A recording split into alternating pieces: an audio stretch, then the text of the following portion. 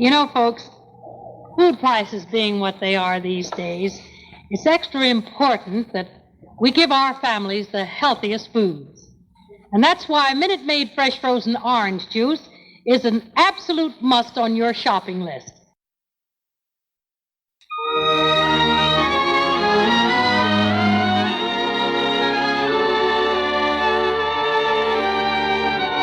Our dramatic presentation this afternoon brings together a talented actor and a most unusual and touching script.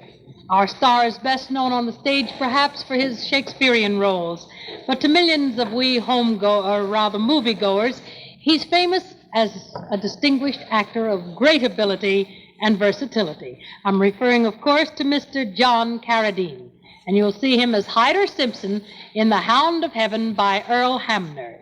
Featured with Mr. Carradine are two excellent actors, Mr. Edgar Staley and Jimmy Dean. Here now is The Hound of Heaven.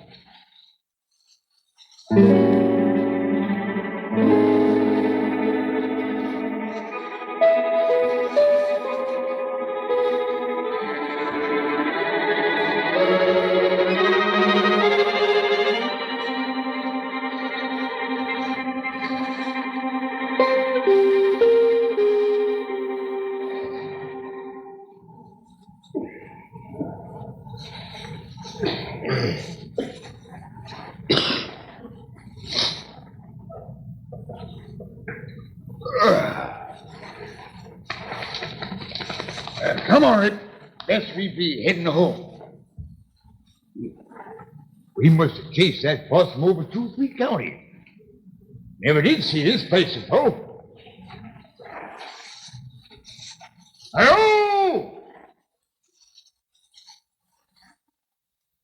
Anybody home in there?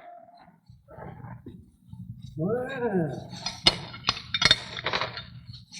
Howdy, neighbor. Howdy. I wasn't expecting nobody this early. Don't want to put you in no trouble, neighbor. I got lost, I reckon. Me and Rip there was out tracking down possum half the night. I ain't quite sure I knows how to get back to where I come from. That's what everybody say at first. I can't figure out what happened to Rip. He never got as lost before. Something must have thrown him off the scent. Well, what's your name? Simpson. Hyder Simpson. I come from that bunch of Simpsons over there in Wales Valley. I bumped it. We must have traveled a far piece. I don't never recollect coming so far I can't find the top of Wales Mountain. How old are you, neighbor Simpson? Oh, what are I? I've been walking the earth something like 57 years. 57. Arrived at the gate at 5:46 a.m. 57. What you write in that book? Only one thing more I need to know. That's how'd you die? I ain't sure I heard you right, friend. I said, how'd you die? Who claims I'm dead? Ain't no argument about that. You wouldn't be here if you wasn't dead. Well, here, that's solid flesh and bone, you feel. Think back, neighbor. What was you doing last night? Well, I remember right exactly. Me and Rip here, we left the house long about 9 o'clock. Rip, he picked up a trail right away. That old possum was headed right down by the river. It was pitched out by then. We got down by the river and then...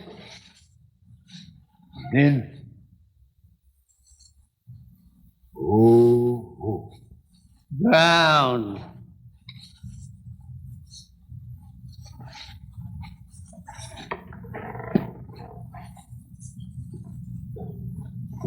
Wait, what's the other side of that fence, anyhow? Well, that pasture right up there, they call that the Elysian Fields.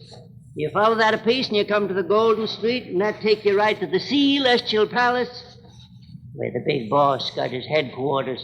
Oh, I take it then your name's Peter. Well, I keep the gate, that's a fact. I'm proud to make your acquaintance. Just as proud to have you here. Well, don't stand out there in the cold work. Come on in and reap your heavenly reward.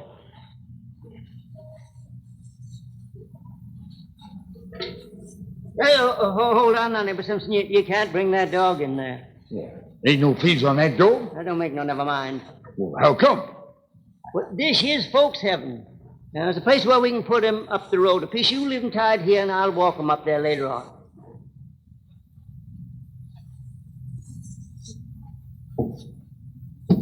Well, how about it, neighbor Simpson? Thank you just the same, but I reckon I better not go in there. What you got against the place? Any place too highfalutin for Rip is too fancy for me. How thoroughbred has a dog got to be before you let him in there? They don't allow no dogs in there at all. What kind of a place are you keeping you don't allow no dog? I tell you, there's a place for him right up the road there. What kind of heaven would that be? Nothing but dogs in it. Dog's got to have a man around to love, just like a man's got to have a dog. If he wants to be anyways happy. You sure would be making a mistake if you don't go on in. Don't you want to see your family? Rich old family I got. I raised him up for a little old milk puppy. I call him Rip because he's such a rip snorter. He's like a right smart dog. He's a master hand at tracking possum. You know how smart a possum critter is.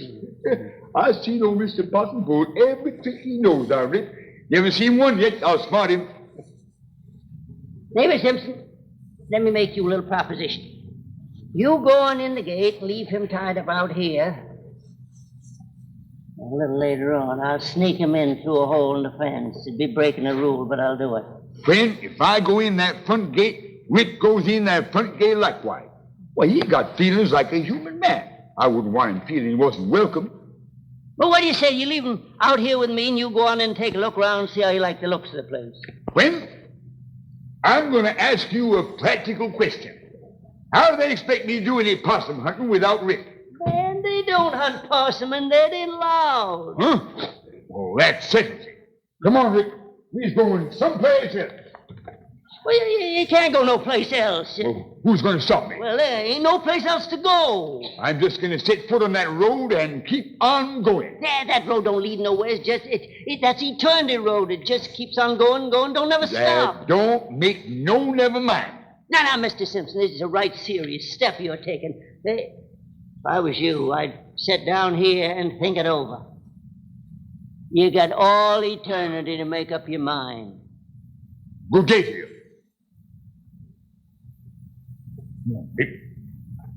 Now, listen, Mr. Simpson, look. I'll leave the gate unlocked. Only don't you try to sneak that dog in here.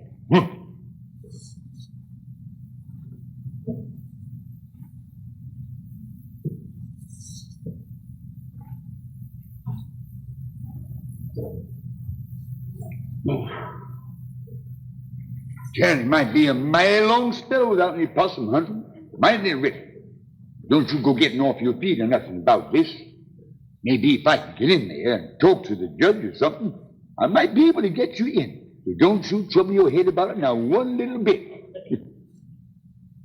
What kind of she-bang you reckon they're running in there? Must be city folks mostly. They's about the only people that outlaw possum hunting. Now don't you take it too much to heart, Rip. Of course, I would like to go down that golden street. There's a lot of people I hoped I'd see again.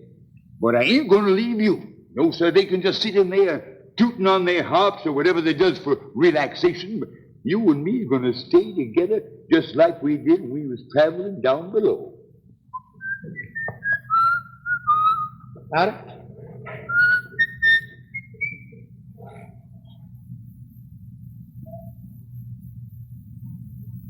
I'm looking for a Mr. Hyder Simpson and a hound dog named Rip. Oh, that's us, son. I figured it was. Well, if you and Rip's all set, we might as well be moseying along. Mostly where? Heaven, Mr. Simpson. Now, like I was telling that fella, I ain't going to set foot in heaven without Rip. Oh, you didn't get messed up with nobody in there, did you? That fella there behind the gate. He wouldn't let Rip in, so I didn't go in. Well, that'd be just a place of hell without Rip. You ain't far from wrong, Mr. Simpson. That is hell. Heaven's on down the road there, Pete. Well, how come that fella lied to me like that? I don't never give up. Always trying to get our folk in there right up to the last minute. How come he wanted to keep Rip out? See, he was afeard that Rip would have warned you. And he would have, too, once he got a whiff of that brimstone. You see, Mr. Simpson, a man, he walked right into hell with both eyes open. But not even a devil can fool a dog. Oh.